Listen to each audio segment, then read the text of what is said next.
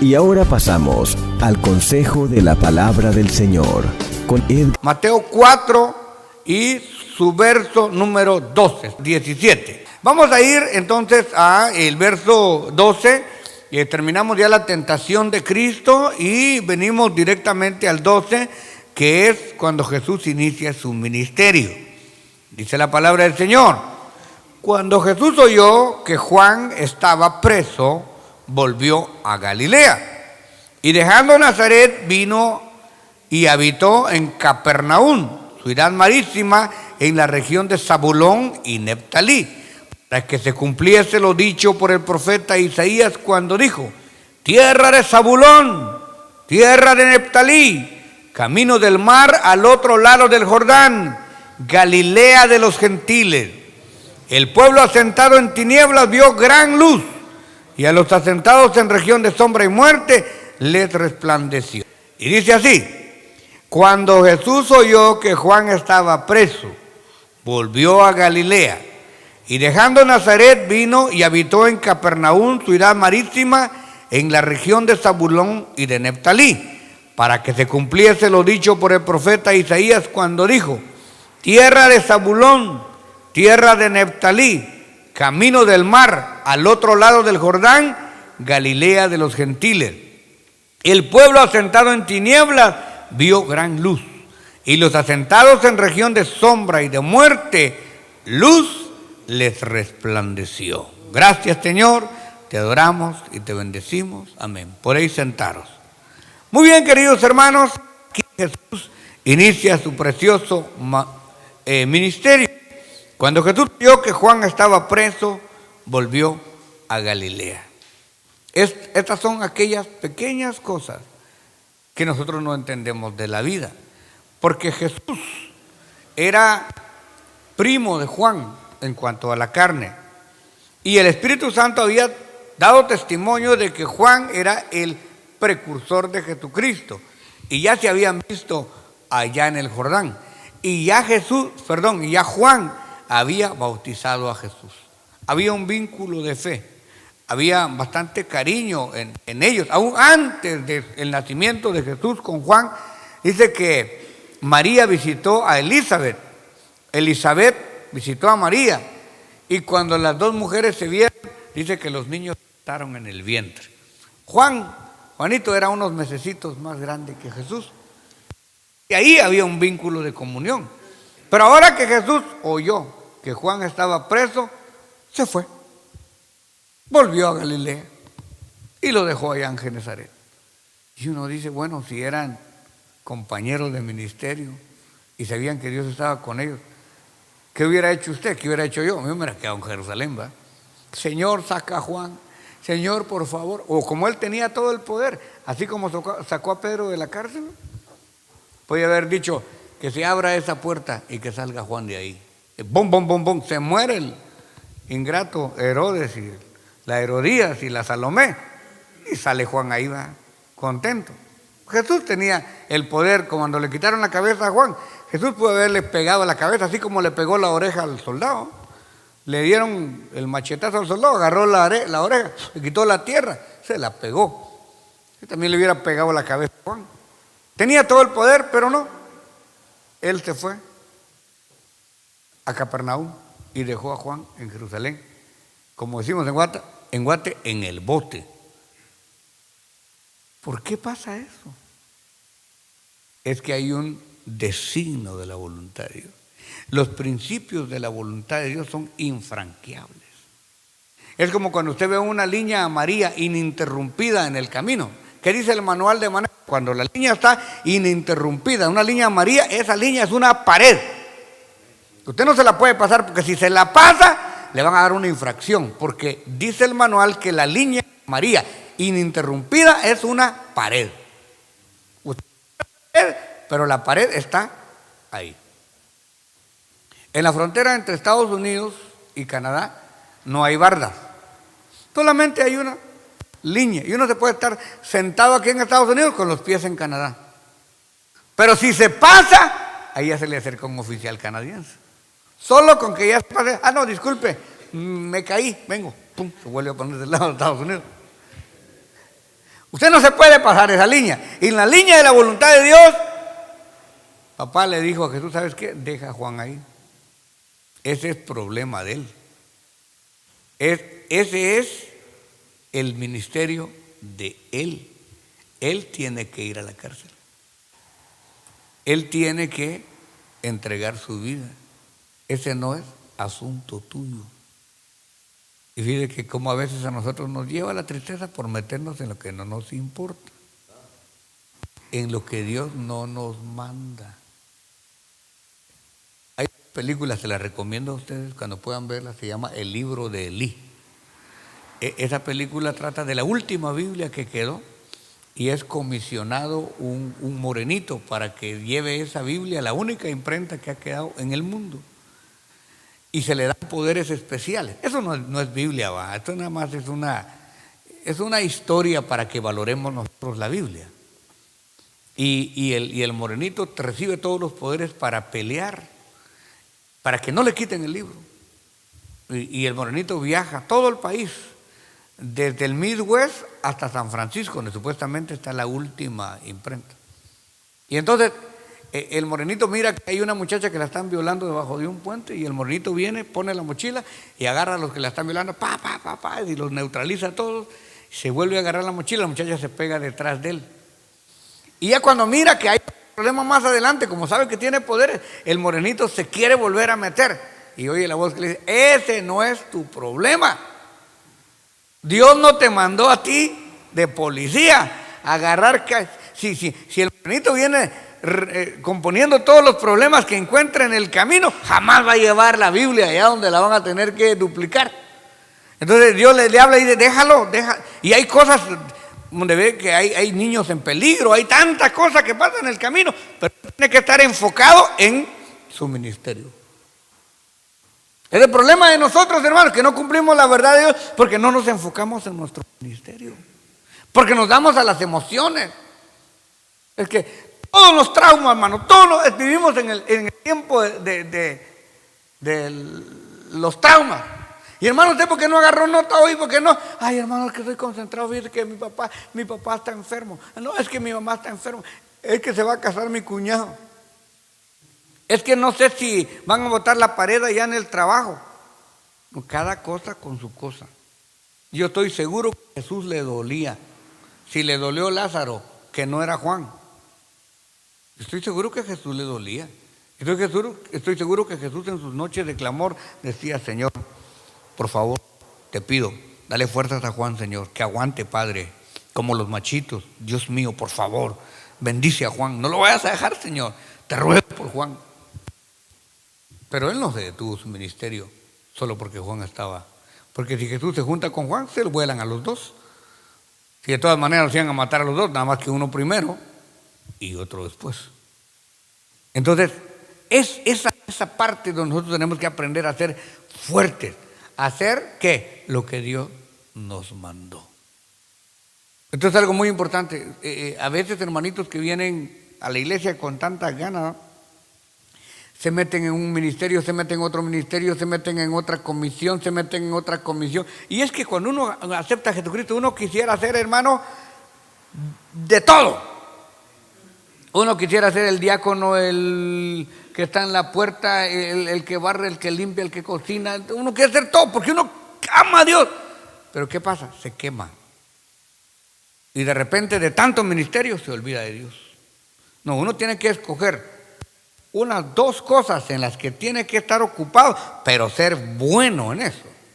Ser bueno en eso. Es como aquel que dice, ¿y qué sabes hacer? Hay un poquito de plomería, un poquito de electricidad, un poquito de piso, pero ¿cuál es tu especialidad? Un poquito de todo. Ese no sabe nada. Porque hay uno que dice, no, hermano, yo soy tailero. Pero gano bien porque esto es algo que yo... No, yo soy fraimero. Y yo soy pintor. Hay unos pintores, hermanos, que pintan una cosa sin pintarse un pelo, sin botar una gota. Uno se queda, este es pintor. Y otros que hacen un chorrero, hermano. Pero uno tiene que meterse en algo, pero llenarse de eso y decir, no, aquí estoy. Y yo voy a hacer de esto unas dos cosas de dos o tres cosas que realmente el Señor, porque a veces hay personas que tienen muchas habilidades, ¿verdad? Y por ejemplo, aquí Juan tenía dos ministerios. Usted que conoce la historia sabe que Juan era profeta. Y de hecho Jesucristo dijo, hasta Juan profetizaron los profetas, ¿verdad? Se refiere a dos Juanes, al Juan y al Juan del Apocalipsis. Este era profeta. Y que Jesucristo dijo que saliste a ver al desierto. Un profeta, de cierto digo que más que un profeta. O sea, sí era profeta. Este es el primer ministerio de Juan. El segundo ministerio de Juan, y no por eso menos importante, era que Juan era el primer evangelista del Nuevo Testamento. Él fue el que trajo, el primero que dijo, arrepentidos y convertidos porque el reino de los cielos se ha acercado. ¿Cuántos ministerios tenía Juan? Dos. Profeta y evangelista. El ministerio principal de nuestro Señor Jesucristo, ¿cuál fue? Maestro. ¿Cómo le llamaban? Rabí, Raboni. Él era maestro. Eso fue su principal ministerio, la enseñanza, ¿verdad? Su segundo ministerio del Señor Jesucristo y el más importante era redimir al mundo. Y él se enfocó en dos cosas. Claro, evangelizó, pero no era su primordial. Sanó enfermos y todo, pero no era curandero. O sea, él lo que era maestro y redentor. Y en eso se enfocó toda su vida. Aunque tenía los dones para desarrollar todos los ministerios, obviamente, ¿verdad? Como el apóstol Pablo. El apóstol Pablo tenía todos los dones y tenía todos los ministerios, pero él se enfocó en el evangelismo, por eso fundó tantas iglesias, ¿verdad? Muy bien. Entendiendo esto, entonces vemos que Juan, por la voluntad de Dios, fue, porque Dios lo permitió, si no, Juan no va a la cárcel, pero Dios permitió que Juan fuera a la cárcel. Ahora, nótese bien que Juan fue a la cárcel no porque se emborrachó y salió manejando un burro. No, porque en ese tiempo no habían carros, ¿verdad? No se fue a la cárcel porque lo agarraron con una bolsa de polvo blanco. No se fue a la cárcel porque se robó unas túnicas. Tampoco. Porque hay gente que dice, ay, el Señor me metió a la cárcel. ¿Cuál Señor? ¿A usted lo metió el señor vecino porque se metió a la casa o qué? No. Juan, Dios permitió que Juan fuera a la cárcel por un designio de Dios. O sea, cuando pases por las aguas, yo estaré contigo. Pero si esas aguas están en la voluntad de Dios. Ahora, si usted sin nadar se mete al río, ahógese, bandido. O sea, no es el problema de Dios. Algunas veces nosotros decimos, ay, Señor, esta prueba. ¿Cuál prueba? Nosotros la andamos buscando. Le ponemos enfrente al toro vestidos de rojo y todavía nos asustamos que nos tope. Eso no puede ser así. Entonces Dios permitió en su santa voluntad que Juan fuese puesto en la cárcel porque era parte de su ministerio. Desde la cárcel le gritaba cada vez que pasaba el rey. Le decía, ¡hey! No te es lícito tener la mujer de tu hermano. Para eso estaba en la cárcel. Para dar testimonio. Y hoy, te callazo. Yo no me voy a callar hasta que Dios quiera. Bueno, lo mataron. Y mire qué tremendo. Es un ejemplo de valentía. Mataron a Juan y sirvieron su cabeza en un plato. Yo me imagino que hasta en el plato iba así, hermano, riéndose del que lo había matado. Porque el quitarle la vida no podía detener su ministerio. O sea, esto es algo tan hermoso, morir con una gallardía, porque de todas maneras nos vamos a morir, que muramos por algo bueno, que no muramos de diabetes, pues. Que no muramos de que muramos por algo bueno, que nuestra vida valga al que diga, lo mataron por predicar el evangelio, no por cirrosis, por andar chupando, disculpen el hebreo. Entonces, esto es lo bueno, que nuestra vida hagamos por algo bueno. Entonces, esta era la voluntad de Dios. Y cuando Jesús oyó que Juan estaba preso, volvió a Galilea, que el Señor lo ayude. Y dejando a Nazaret, vino y habitó en Capernaum. Cuando dice habitó, quiere decir que se quedó unos días ahí. Ciudad marítima en la región de Zabulón y de Neftalí. ¿Y saben qué se fue a hacer nuestro Señor Jesucristo ahí a Capernaum? A comer pescado. A este hombre le gustaban las jaivas a usted. Y era cocinero, le comento. En una oportunidad llegaron tempranito los discípulos, especialmente Pedro, y Jesús les dijo, ¿ya comieron? No, dijo Pedro, no te ha agarrado nada, vengan. Y dice que ya había hecho fuego y había asado pescados. O sea, él fue el que se inventó las mojarras asadas. Era bueno para comer el maestro usted. Y dice, y fue a comer pescado, pues, ceviche, camarón, para que se cumpliese lo dicho por el profeta Isaías cuando dijo, tierra de Zabulón, tierra de Neftalí. Y ahorita les voy a explicar por eso de los pescados, porque ahí va a ver que ahí agarra a los primeros discípulos que precisamente estaban pescando. Por eso le estoy haciendo la broma de que fue a comer ceviche. Mire, dice, tierra de Zabulón y tierra de Neftalí, camino del mar al otro lado del Jordán, Galilea a los gentiles. El pueblo asentado en tinieblas vio gran luz, y a los asentados en la región de sombra y de muerte, luz les resplandeció. Ahora mire cómo es el signo de la palabra. Ya estaba escrito esto. Esto ya era parte de la voluntad de Dios. Por eso se cumplió, para que se cumpliese lo dicho por el profeta Isaías. Jesús tenía que dejar a Juan, la voluntad de Dios, e irse a Capernaum, porque la Biblia se tenía que cumplir. Y a veces nosotros estamos en contra de la Biblia, pidiéndole a Dios que no pasen ciertas cosas, pero si ya está escrito, va a pasar. Porque ya está escrito y la Biblia se tiene que cumplir. Desde entonces comenzó a predicar y a decir, arrepentidos que el reino de los cielos se ha acercado. Vaya que no habían derechos reservados, hermano, porque eso ya lo había patentizado Juan. ¿Quién fue el primero que dijo eso? Juan, arrepentidos y convertidos. Ahora Juan no lo puede decir afuera porque está en la cárcel.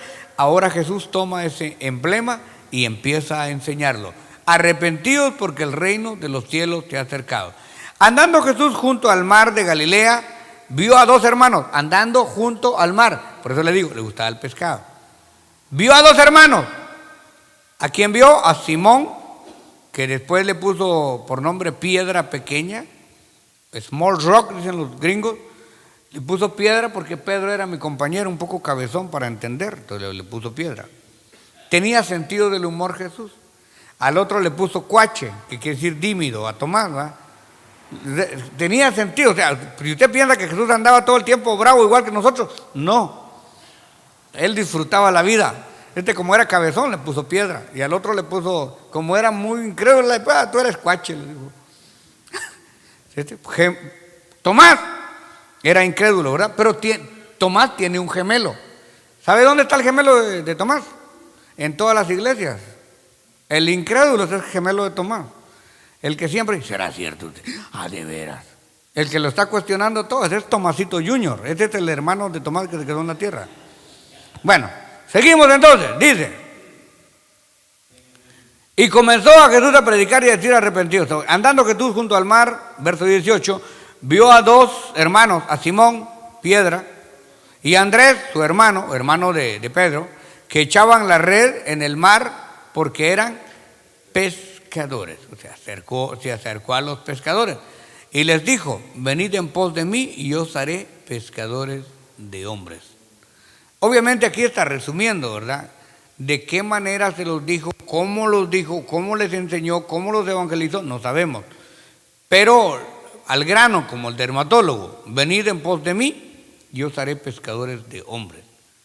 Ellos entonces, dejando al instante las redes, le siguieron. O sea, esto fue maravilloso. Estos fueron los dos primeros discípulos del Señor. Discípulo quiere decir seguidor. Esos discípulos se constituyeron en apóstoles.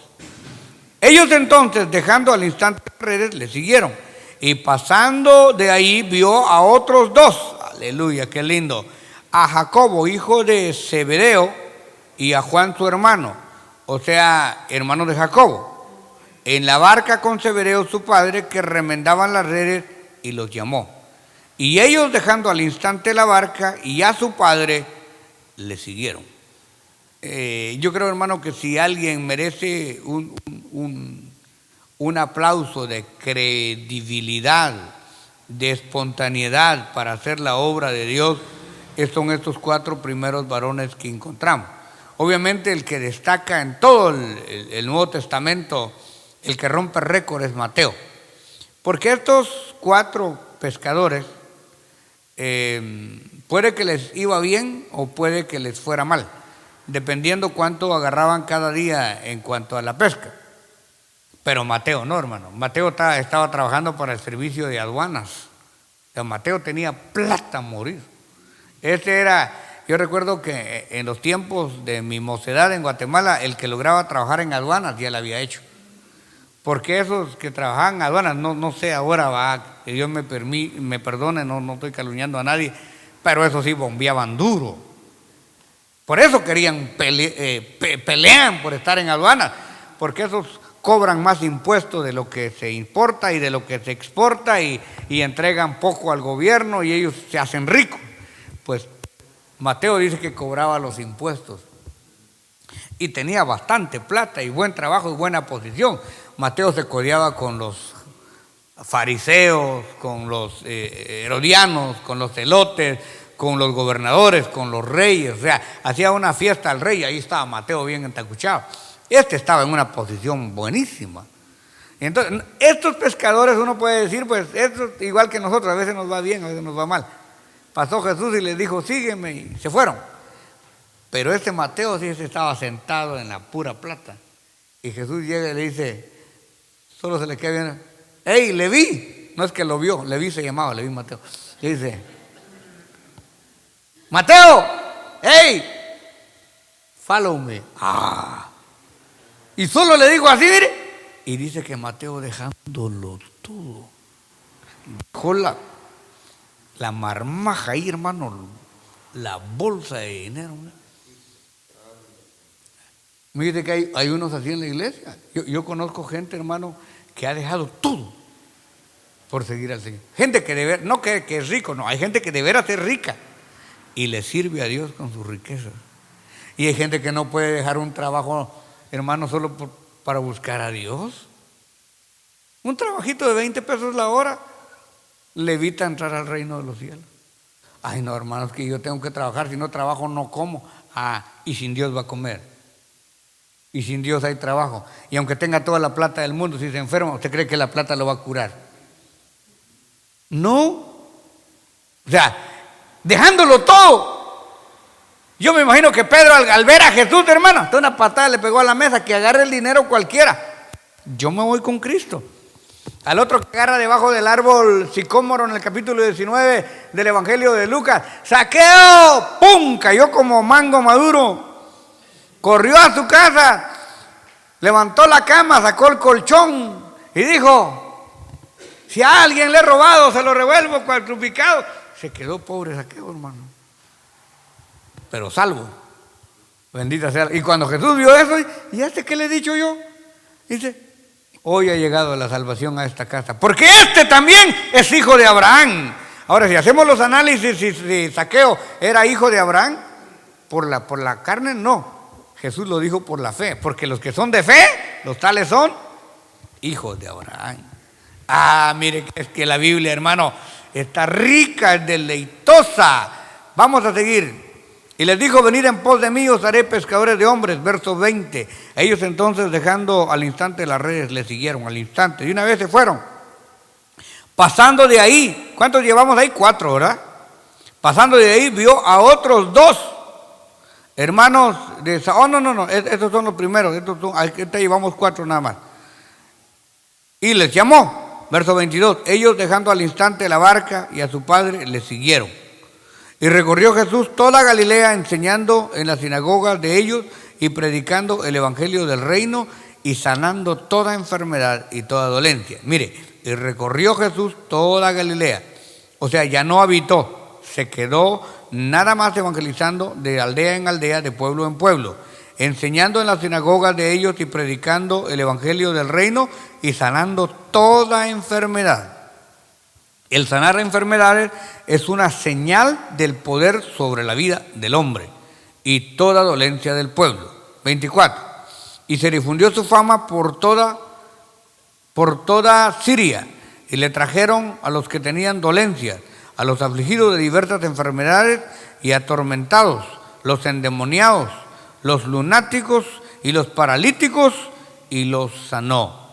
Esto quiere decir, hermano, que cuando nosotros estamos en Cristo Jesús, no importa cuál sea la enfermedad, no importa cuál sea el problema, si estamos en Cristo, el Señor tiene autoridad sobre todo espíritu inmundo y sobre toda situación que venga en contra de nuestra vida. Verso 25, y le siguió mucha gente de Galilea y de Decápolis, de Jerusalén, de Judea y del otro lado del Jordán.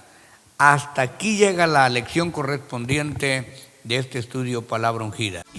Gracias por su sintonía y esté pendiente porque en cualquier momento podría estar con usted Edgar Calderón en Palabra Ungida. Tenemos servicios todos los días a las 7 de la noche. Los viernes, vigilia y clamor bajo la unción de Dios. Los sábados y domingos, tremendas campañas evangelísticas. Y los lunes, gloriosos conciertos de alabanza con los más reconocidos intérpretes de la música cristiana. Llámenos ahora mismo, 213-840-7500. 213-840-7500. Estamos esperando por usted. 213-840-7500. 213-840-7500. Palabra Ungida. Tu vida cambiará.